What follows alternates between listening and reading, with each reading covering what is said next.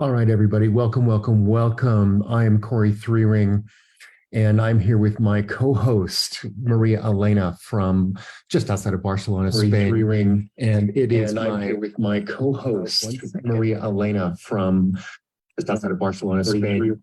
There we go. Sorry, a little technical difficulty for a second. I'm here with Maria from Spain, and it is our deep desire and privilege to host Mr. Kevin Moreau from the south of France. Dream Intending podcast. What we're doing here is that we are showcasing people who are putting their own lives first, putting their selves first in gigantic self-love in the most important way ever, and focusing on making our dreams come true.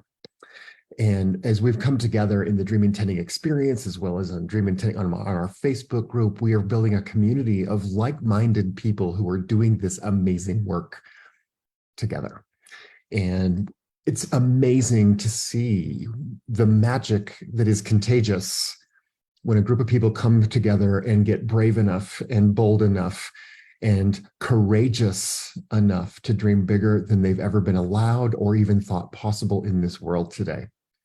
And in our own tribe, we have some people really making miracles come true. We've got people publishing books, people traveling the world, people making new relationships and collaborations and building businesses and stepping into this new phrase that I'm now using all the time because it just seems so real, is that we are making the rest of our lives the best of our lives. So real quick, before we pass the feather and over to Kevin, Maria, my co-host, my dear friend and partner, I want to have you come in real first because you and I this week have had an energy change in our own field, in our own world, and in our own dreams coming true. Maria and I came together with Dream Intending. We created this thing, which is now a product of itself. The Dream Intending experience, which is now on Facebook as a private group, and now the Dream Intending podcast. This 2 years ago, this was an idea that I had in my original coaching program, my original coaching transformation program with my clients. It was one stop on the bus. It was one of the 14 weeks of my transformation program called Dream Intending. Okay, let's intend to dream well. Let's intend to reinstall our daydreams. Let's intend, if we've been suffering or victimized or scared or limited or sabotaged by our own beliefs, sometimes we put our own dreams so far into the realm of tomorrow that we forget to think about them, let alone hang out with them enough to make them come true. So that being said, this week we've been growing our business. Maria and I built a business together. We've been for a year been doing the Dream Intending experience as a masterclass with VIPs. And now we have alumni. We've got a tribe. We've got people coming together and supporting one another and dreaming together. And this podcast, this conversation is a celebration of those moments. But Maria, your dreams are coming true. I just want to call in the emotion of what it feels like when a new dream shows up. This newness, this wild, new, unfamiliar, relieving energy. Talk about that with us, Maria. Bring that forward. A part of that is realizing that I am Oh, Maria, we can't hear you, love. You cannot hear me? You cannot hear me? Hello? Now you can hear me? No, we can't hear you, dear. Let's work on that for a second. Hello, hello. No. Hello. All right. Well, listen, while Maria's working on getting her mic back working for a second. No, we still can't hear you, dear. Yeah. So let's work on that. Kevin, I'm going to pass it over to you. Kevin, welcome. Kevin Moreau. Let me do a quick introduction real quick. You sent me your bio. You wrote this lovely little piece of text, and I'm just going to read it out loud as you wrote it because it just made me chuckle. And your sense of humor and your tender vulnerability and your tender warrior heart show up here. So Kevin Moreau, Mr. Mingle, social catalyst, helps misfits find their people, fuel a joyful life, and a thriving business. As a multi-passionate and misfit, Kevin Moreau, aka Mr. Mingle, has swum through life like a playful little otter. From dance to anthropology, graphic design to gastronomy, spirituality to geek culture, his appetite for exploration knows no bounds. His proudest achievement is overcoming discrimination. Bullied for 8 long years as a child, he emerged stronger, using personal experiences as stepping stones to build exceptional relationships. Today, as a social catalyst, Kevin is committed to helping fellow misfits find their people and transform their social life into a source of joy and entrepreneurial success. Welcome, Kevin. How are you, my friend? I am very, very well. I am exceptional, actually. Thank you so much, Cory and Maria Elena, to invite me here. I'm so honored to be here. Thank you. Thank you so much. Can you hear me now? I can. Yes. And I think, okay. Thank you so much. Right. And I think maybe that technical issue was on my side, I discovered. So thank you for that. Okay. Yeah, Kevin, making a dream come true. Like we first met, we were trying to figure it out 18 months ago, year and a half ago, something like that. And that's about when Maria and I came together and we started collaborating and putting our work together and dreaming together. So we've been kind of watching each other grow our businesses and to step into these new identities that we started to craft and create. So Kevin, I want you to just talk a little bit about who you were 2 years ago. Because then this new dream of where we are now, let's comparison. What was going on for you 2 years ago? So yeah, that's a very, very interesting question. 2 years ago, I was in Mexico. I was halfway through my journey in Mexico. So my intention was to really rebuild myself and rebuild my connection to others from the ground. And I met incredible people in Mexico. It really deeply transformed me.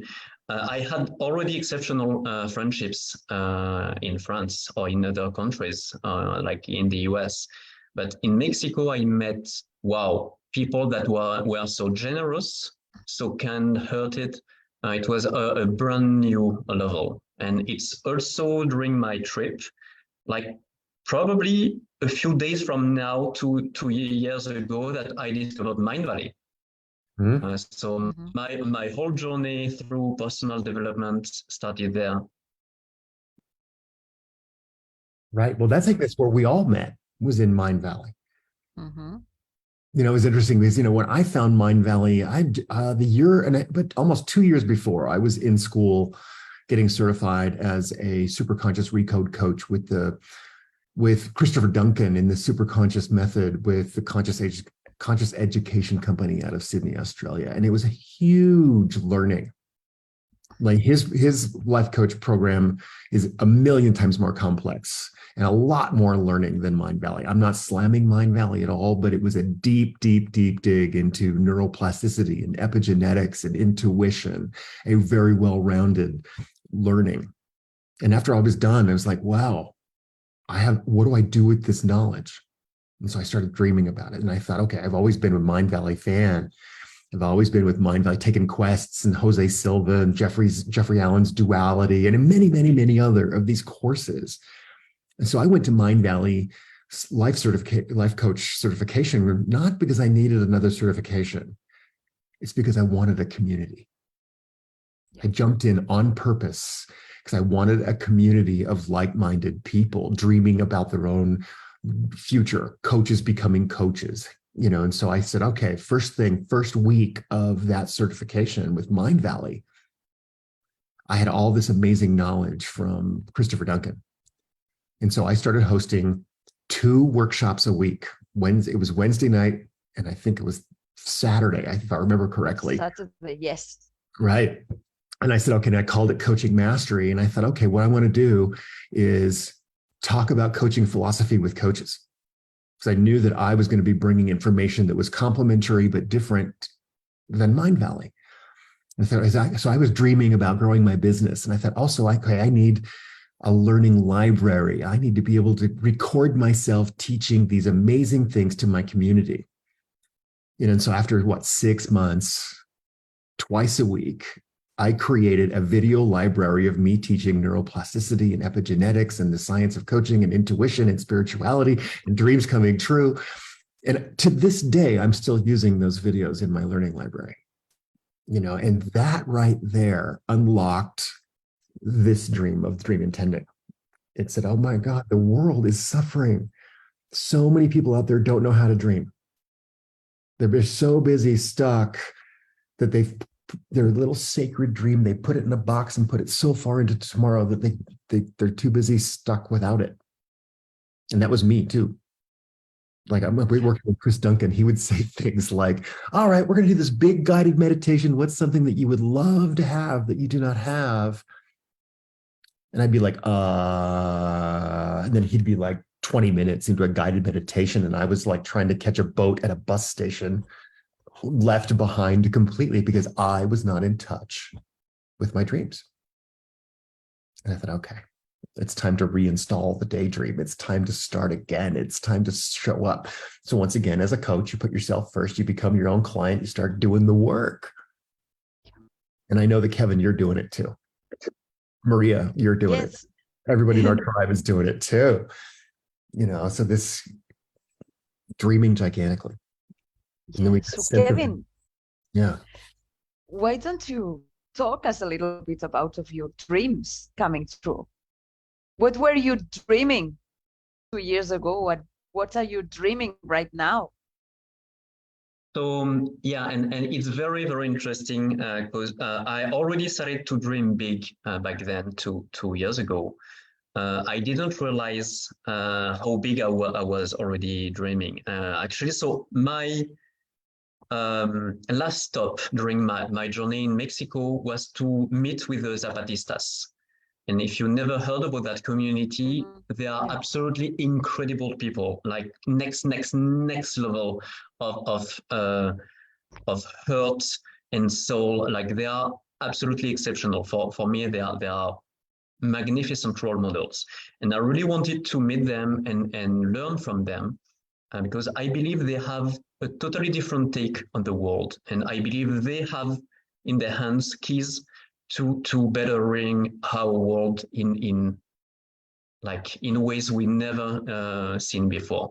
So I really wanted to learn from them. And actually, because it was COVID, they decided to close all their communities. And it's quite funny, ironic, actually, because their communities are called caracoles, snails. So they got into their shells to protect themselves. Which is totally understandable. But I got that frustration, like my most important goal in my whole journey through Mexico, I couldn't achieve, I couldn't reach. But still, the core of that, I was able to go deeper and really, and this is my last dream. And I have several steps to take before that. But my last dream, so connected to that, is to contribute to free the world from domination, discrimination, and oppression. And I believe the Zapatistas will be a huge key for that. And I believe I will be a big key for that. And I believe Cory and Maria Elena, you are as well. We are all working in that direction. I agree. Yes, Kevin, big aspirations. And I love that we can claim to the world with these important words that this is the effect of our mission. And how this mission affects what we do every day, how we make our choices, how we form our sentences, and how we show up, firstly, for ourselves, and secondly, for the gift that we're here to give to the world. So that makes me think a little bit about our true nature and purpose. Because I think in our healing, part of dreaming is to understand the nature. Who are you? What's your nature as a human? What are your significant and unique values that makes you who you are? And so some of those things for me, are connection, sacred conversation, tender, heartfelt conversation, communication, eye contact, creating safety, vulnerability, and rapport to have conversations that matter. Because when we do that, when we tell the stories of our experience, the people watching us in those stories find themselves in our stories, and then we all begin to heal together. When we lick the first wound, all of the wounds begin to heal. Now this vibration goes out into the world. So this is part of my nature, this motherly healer, wisdom teacher, coach, intuitive, spiritual, joyful. Like, those are all things that have been my superpowers. When I was younger, those very things made me feel like an alien in the world. It made me feel different. And I felt like I was shunned. I was told I was too big and too bright, and I was put down. And then I began to believe those things. And that's when my suffering really started. That's when my difficult journey started happening. And then I got a diagnosis, and I was at death's door. And then my healing began. I mean, I went from creative spirit right down into the very bottoms of my suffering. And then that was the invitation to go, oh, right. My spirit reminded me that these were the lessons that I chose to learn when I came here.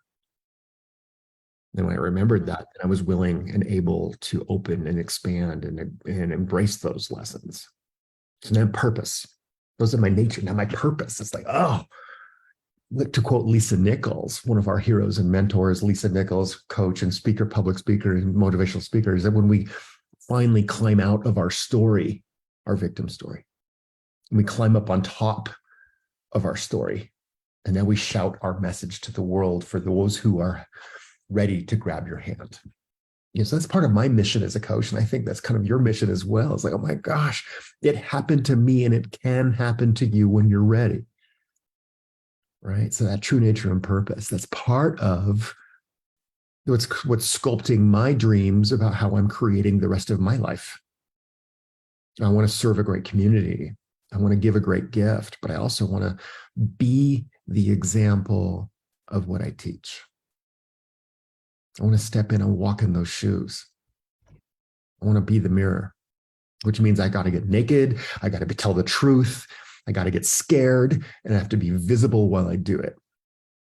And that's what's so great about what we do here, is that we're willing to get scared together. We're willing to stand naked in the realm of the unknown together. We do our shedding. We put down our bullshit and finally stand up and say, I choose love. I choose joy. So Kevin, talk to us a little bit more about, I know you said you were bullied for 8 years.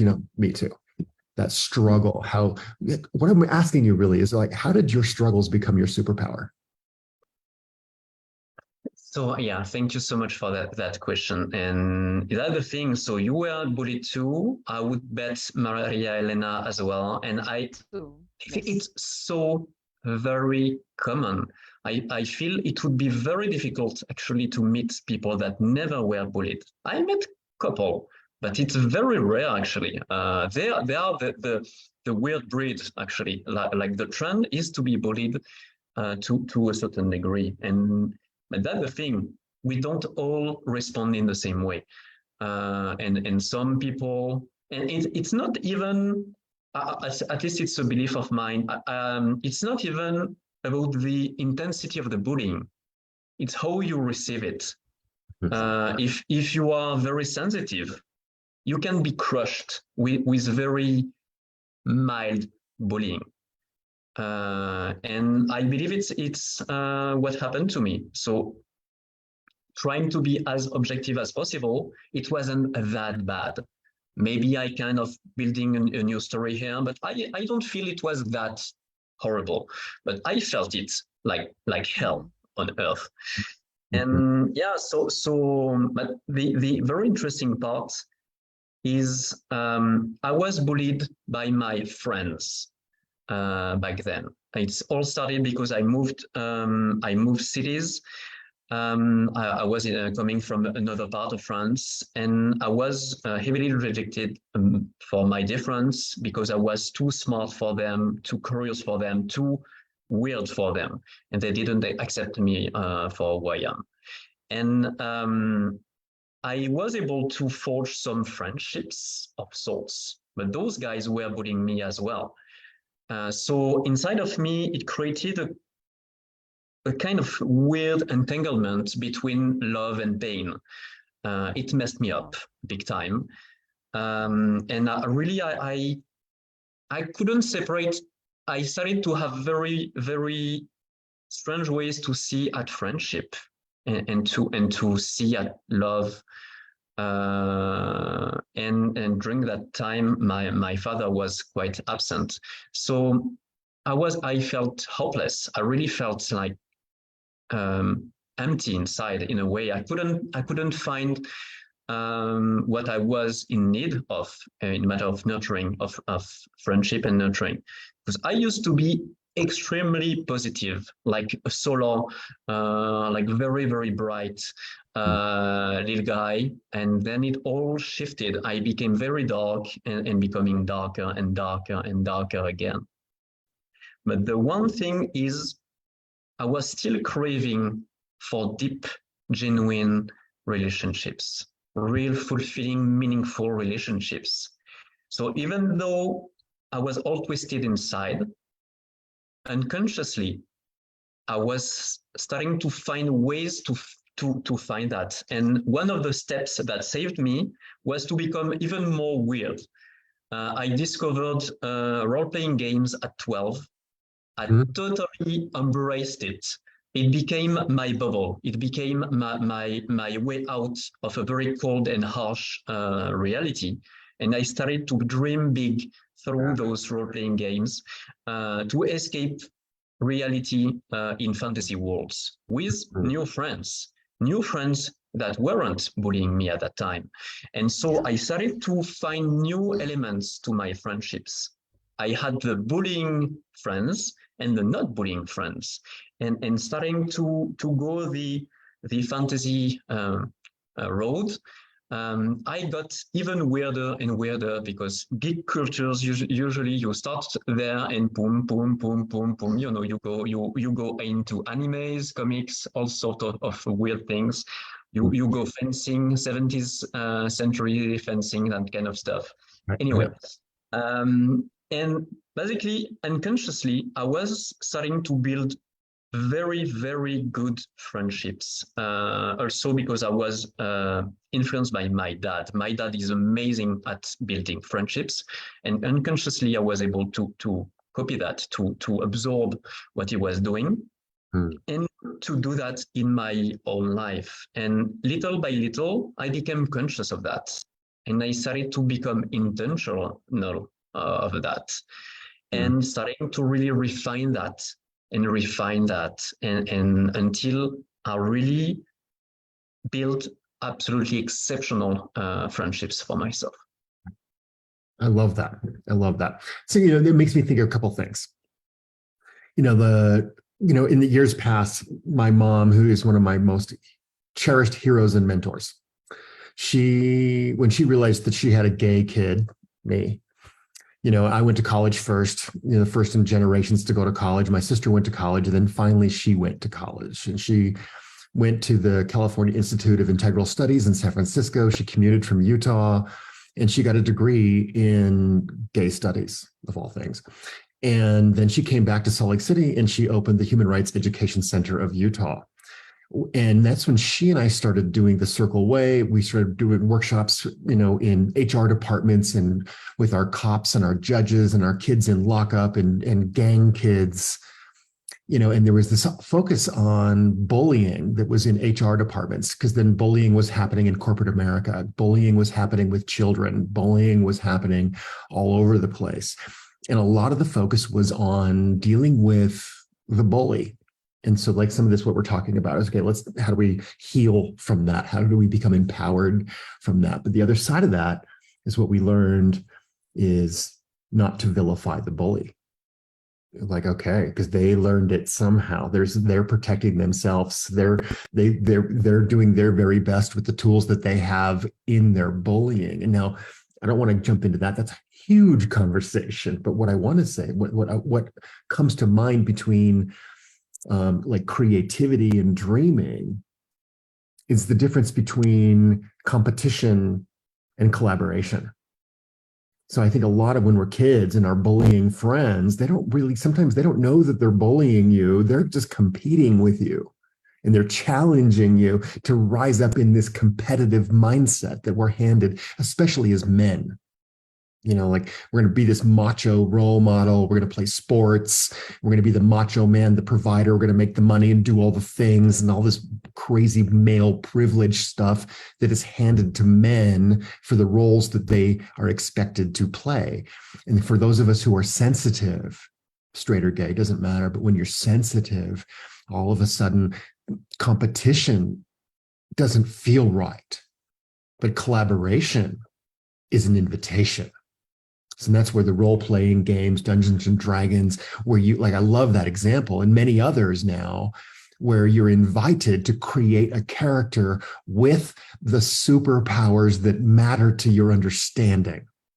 What an amazing place to play. What an amazing place to learn the tools of creation and inspiration to take into your real human life out in the world. So there's that switch between collaboration and competition and collaboration, which is creativity. It's not about win and lose. It's about we're stronger together than we'll ever be standing apart.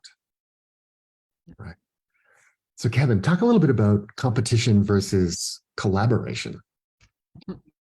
So yeah, it's a very interesting, and I'm going to kind of break the game here because I have a special case of competition that I love, which is rivalry, healthy rivalry. Oh, and totally. Once again, I'm a geek. I'm into animes, and you might know Naruto or other kind of Japanese animes.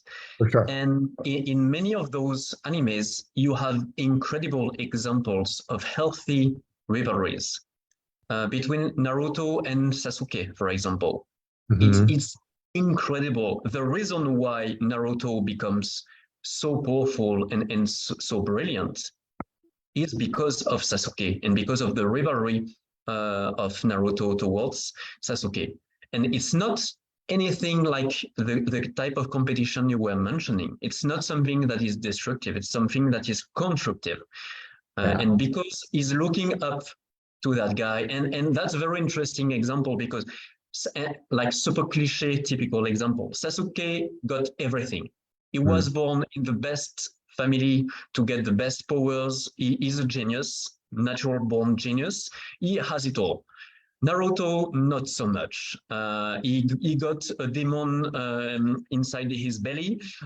He's being bullied for all sorts of awful reasons. And he's not good at anything when the anime starts. But little by little, through hard work, he becomes able to unleash his powers and become the incredible hero that we know at the end of the anime, and is far beyond the capabilities of Sasuke, actually, at the end. Thanks to being empowered by that, by looking at that friend, because he really believes Sasuke is his friend. It doesn't feel reciprocal, to be honest, but it doesn't matter. What matters is how he feels. And it's really empowering. So I love, so yeah, I kind of broke your question in your game, but I love that example so much. Right. Yeah. And I think it's so, I remember once I was looking there was a poster that I saw, and I think it was on a telephone pole, and I think I was in Europe somewhere when I was young, like maybe one of the first times I went to Europe, like when I was 20 or 21. And there was a picture of this like man in a suit coming down this staircase out of like a Capitol building, like politics, for example. And he was carrying a sign that said, "Collaborate or die." And I was just like, oh, yes, come together. And to this day, I think about that a lot. Like, collaborate or die, but that creativity. Let me jump in. I'm sorry, I thought I got frozen for some time, and I don't know if you can hear me now. Yes, we can hear you. Yep. Okay, thank you. So, Kevin, I really want to thank you for sharing that story, because I was listening to you and I was thinking, okay, now I understand how now you are doing what you are doing, because as far as I understand now, you are now focusing on helping people to really build true relationships and deep, meaningful relationships. Is that right? Absolutely. So I see, you know, the magic of life, how it makes complete sense, all we did in the past, all we experienced in the past, and what we are doing now, and how we are helping people now. So can you please, Kevin, explain a little bit with more detail, what are you doing right now? How are you helping people? I really appreciate that. Thank you, Maria Elena. And yeah, so basically the story I told you, how I was able to transmute my bullying into amazing friendships. So I basically, when I started my coaching journey, to be honest, I had no idea where it would lead me. Like I was like, oh, it sounds cool, and it's very interesting when I saw the ad about the training, the new cohort. I jumped on it, and I didn't even really knew what coaching was. I just had the gut feeling, this is the next step. Just shut up and take it. That's it. So it was very interesting.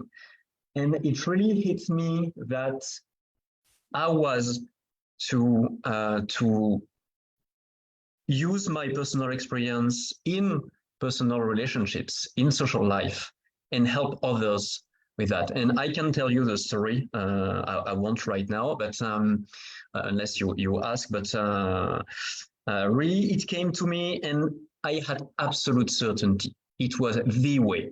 Yeah, at least for now, this is the way. And so I decided to create a program. And yeah, let me rewind just a little bit. I came up with a very interesting concept when I started my life book journey. So life book is a wonderful methodology I love so much. It's way more than a lifestyle. It's really a way of living, very, very powerful way of living. And during that journey, I came up with a concept that I called ikigais. And basically, for me, it was to take the Japanese concept of ikigai, when you find your perfect activity, perfect job for you, but to use that for people. So to find the best people for you. And if you know the sum of five theory of Gemeron, the idea is basically you are the sum of the five people you hang out the most with. And I combined those two with other concepts, and I created that concept of ikigais, actually based on a real guy. One of my ikigais, the first ikigai I acknowledged for myself, a man that I love so deeply, which he literally saved my life back then when I was deep in depression. He provided me so much on so many aspects of my life. So he was much more than just a support system or a fund system. It was a thriving system, and it still is. And the idea is basically, for me as a coach and a trainer, to help other people build that incredible thriving system of 5+ people around them, to help them enjoy their personal life as much as possible and their professional life as much as possible. And there's another theory that I didn't mention that had a huge impact. It's the grant study from Harvard. So I can tell you more about that. But they came up with very, very powerful proofs, scientific proofs, that social relationships are one of the best levels you can ever have in your life to achieve what you want. So I'm really focusing on that as much as possible. Yeah, the power of community. Yes, we work on that here in Dream Intending all the time. The power of our tribe. When we, like Maria was talking about as we've been dreaming together inside the dream intending experience. And I remember, I think it's Lisa Nichols again, is the don't share your $1 million idea with your $100 friends, you know, because it's about changing your tribe, changing your ecology as we grow and expand, you know. So yeah, right on for that, right on for that. Well, you know, Kevin, it's real quick, everybody out there, in the link in the notes here, you'll find the link to Kevin. If you're curious and inspired and want to reach out to Kevin, he's given us a lovely way to connect with him. So you can click on that and go right to his little landing page and engage with Kevin. Please, I invite you all to do such things. Listen, we're coming up, you know, about wrapping up our little session together today. Questions, comments, aha moments. And I'm not asking for those things. I'm calling those things in for yourself. Ask yourself your questions. Then comment on your questions. Journal, play, harvest your dreams, write them down, come back around and then reread them, dream again. Return to your dream one more time. And every time that we return to a dream dreamt, it becomes a future memory, a memory of the future that you're creating. I love this idea about dream harvesting. If we're going to harvest our dreams in such a vivid detail that we want to run to them to dream them again and again and again. And when we do that, we come back with more vivid details of just how good we can make it. So this is when a dream then becomes a 10x dream, and then it becomes a 100x dream. Now, this is such an important work, this dream work, as we revisit our dreams of the future and we harvest the details, because then we get excited. Like, oh, whoa, my dream house just got bigger. Whoa, and look where it is in the world. And look who's there with me. My heroes, my mentors, my students, my colleagues, and my lovers are all on my dream with me. Community, that power of tribe. And I think it's so important to 10x and then 100x your dreams and harvest those rich details.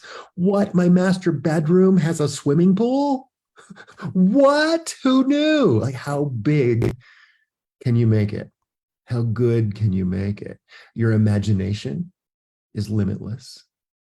You know, so we always kind of joke about, I say it a lot. It's like, okay, what about that new piece of paper, blank page, and that new big box of paint or crayons unused? And let's begin.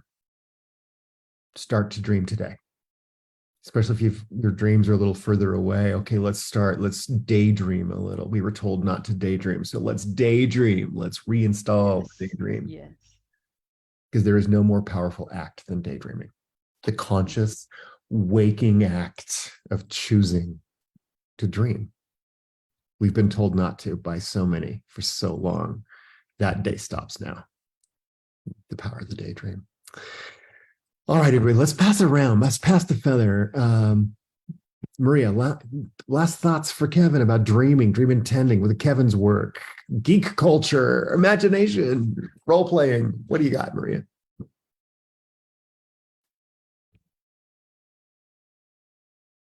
I'm losing you.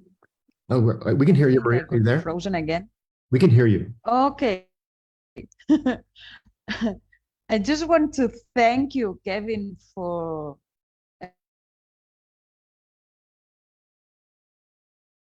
Oh, seems like Maria's cutting out just a little. We did lose Maria there for a minute. Well, Maria, she'll come back in a moment, I hope. Kevin, to you, my friend. Thank you for being here.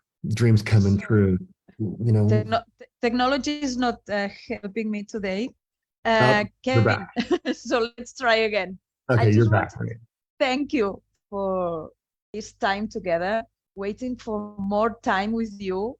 Let's dream together. Let's make this dream even bigger and bolder. And let's make this world better place to live. Yeah. So thank you so much. Thank you. Thanks to all of you. Sí. Quiero María Elena. Mhm. Yeah, really appreciate so much your trust and your invitation. I'm so thrilled to be there and to be exploring your community as well and finding potential new friends. So I'm all about that. I really love your idea of harvesting your dreams. That's a very powerful idea. Love that. Love the concept. Yeah. Well, that's the nature of what we're doing here in Dream Intending. Is it's not just intending to dream well, it's actually dreaming in such a way that it creates inspired motivation to run toward them. No more going to work, we're going to play. Yeah, going to play. Well, Kevin, once again, we're stronger together than we'll ever be standing alone. I invite you to dream with us, to collaborate with us in any way that we can. And we're here to serve you and your mission and your tribe however we can. And we look forward to some more time with you, my friend. Yeah, I'm looking forward as well. It was amazing. Thank you so much, Cory and Maria Elena. All right. Thank you. I said, go ahead, Maria. Yeah, I was trying to find this picture. It was Kevin and me together last year. Oh, is that in Tallinn? No, that was in Barcelona. Oh, right on. Yeah. Excellent. Most excellent. Yes. Right. Yeah, that's the power of harvesting your dreams. You get to travel, you get to meet friends, you get to bite into life and enjoy its delicious juices. So yeah, that's how it is. Well, Kevin, I have to say I'm a little envious because, after 2 years of working with Maria almost every single day, hours and hours and hours upon hours, we've never met in person. Not yet. Not yet. Yeah. But it is our dream to do just that. Yeah. In due time. It's coming. It's coming. For sure. All right, everybody out there in the world, so glad that you're here with us. Thanks for giving us a little few minutes of your day. Once again, you can always find us here in Dream Intending on Facebook. You can reach out to us directly. We invite you to message us, participate, engage, ask for what you need, and offer what you can. Also, we invite you to harass Kevin. Go get him, bug him, ask him, show up in his tribe, and let's share these wisdoms. Let's collaborate. All right, everybody. Thank you, Kevin. Thank you, Maria. I'm Cory Thorell with the Dream Intending podcast and workshop. I love you, and we will see you in the circles. I love you. I love you. I love you. Bye. Love you guys. Bye.